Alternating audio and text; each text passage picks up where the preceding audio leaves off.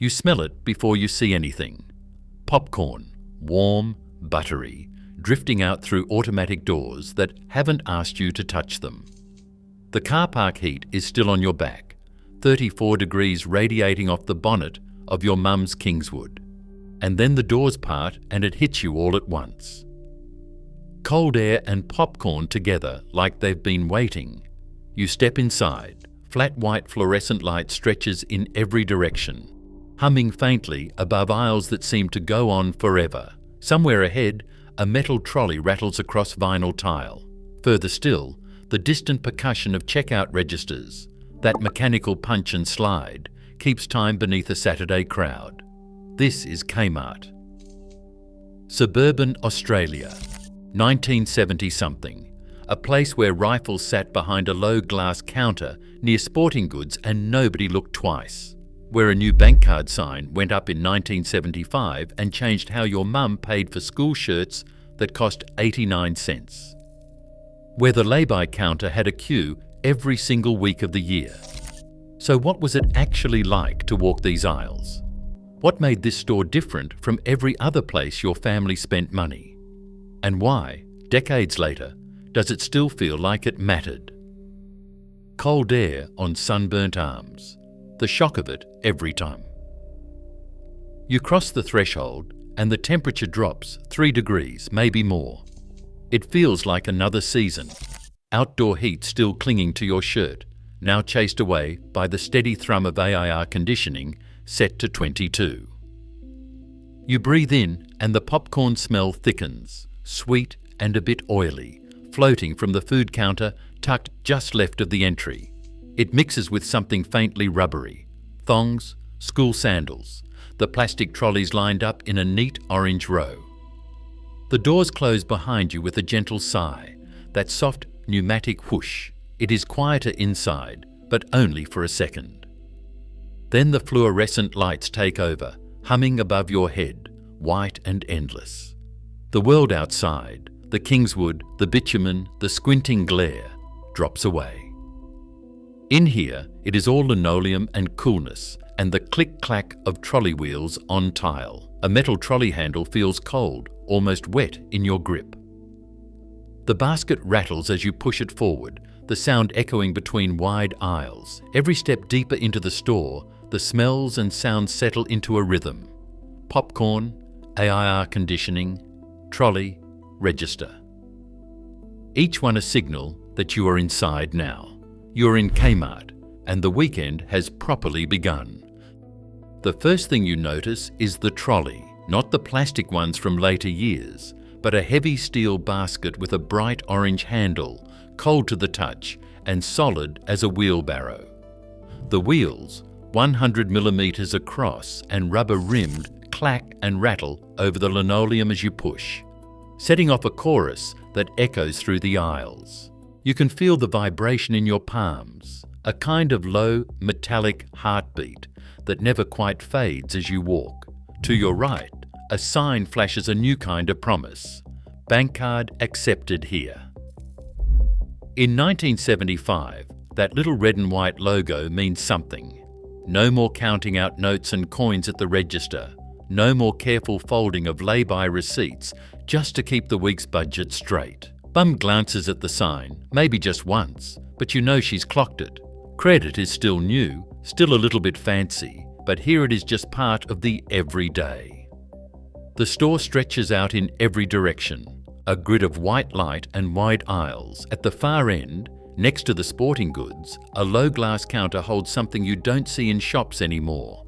Rifles, shotguns, boxes of shells. They are arranged behind the counter, not locked away, but not within reach either. The staff treat them like any other purchase, just another item to ring up, provided you have got the right license. No one lingers or stares. It is simply part of the range, as ordinary as the Manchester or the toasters lined up nearby. You pass the registers, each one with its own soft beep and the thump of a cash drawer closing. Above, the bank card sign glows quietly, a marker of change you do not yet have words for. The store is mapped in your head already. Trolleys, rifles, bank card, the endless rows of possibility. You have not even reached the first department, but you know you could find anything here if you needed to. Cotton and polyester mingle in the air, mixed with the crisp scent of new stock. Lights glare off rows of shirts, each tag a small calculation.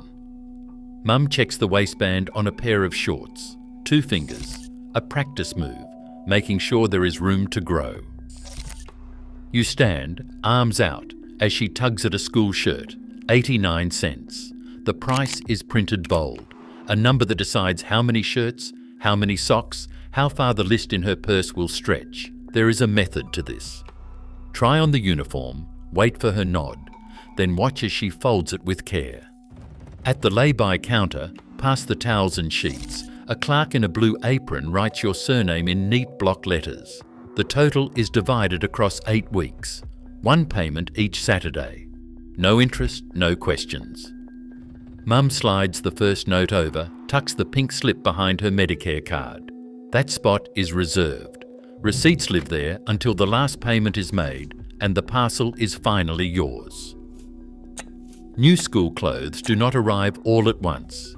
They come piece by piece, week after week, until every docket is stamped and the bag is ready. There is dignity in the routine.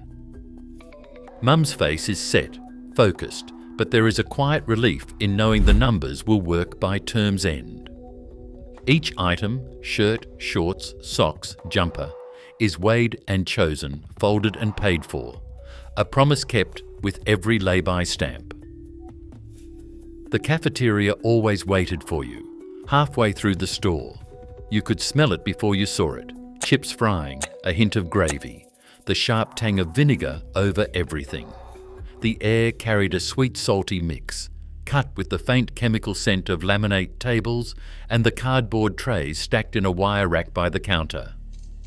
Grandparents liked to linger here, hands wrapped around white mugs of tea, a tray of chicken salt chips between them. 40 cents for a pile, golden and hot, dusted with that yellow powder you would lick off your fingers before Mum handed you a serviette. The chairs were hard, the tables cool under your arms, but you felt grown up, sitting still while coins were counted out for a Freddo frog or a red slushie from the ICE machine. Some days you would run into classmates with their own families, nodding shyly, never quite sure if you should say hello.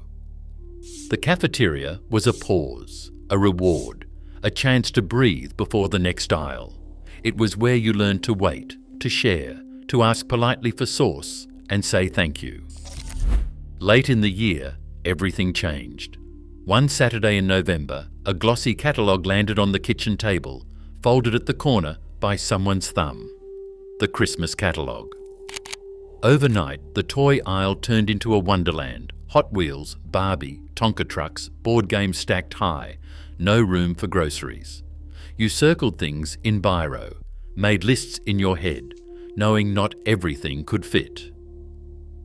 Mum would look over your shoulder, weighing price against possibility, her finger tapping a page as if to say, choose carefully. The catalogue was more than a guide. It was a promise and a limit, all at once. You would carry it with you, folded and creased, dreaming over each page until the corners wore thin. A single folded catalogue waiting on the kitchen table. That is how you knew Christmas was coming. By 1982, the cafeteria's smell of frying chips and sweet slush had faded. The refit swept through quietly, one store at a time. Laminated tables vanished, replaced by extra racks of towels and Manchester. The old food counter became a shelf for dinner sets and plastic buckets. No more trays stacked by the register. No more 40-cent chips or mugs of tea waiting for you after a long morning in the aisles. The firearms counter, once just another stop near the sporting goods, was next. By 1987, the license was gone. Rifles and shotguns disappeared from behind the glass, the space filled with camping torches and cricket bats. The record racks thinned too. By the late 1980s, half the albums were gone, replaced by cassettes and discount bins. Aisles still stretched wide, but something essential had slipped away, one quiet removal at a time. You walk past the old car park, sun on your neck, and the building still stands, blocky, stubborn, its automatic doors sighing open just as they always did. The same doors, original models in many places, still breathing out that cool blast of air. But the moment you step inside, something is missing. There is no sweetness in the air, no popcorn scent curling around your ankles. The machine is long gone, taken out by 1985, and with it went the smell you did not know you would remember. The floors are still linoleum, the lights still flat and white, the trolley handles cold in your palm.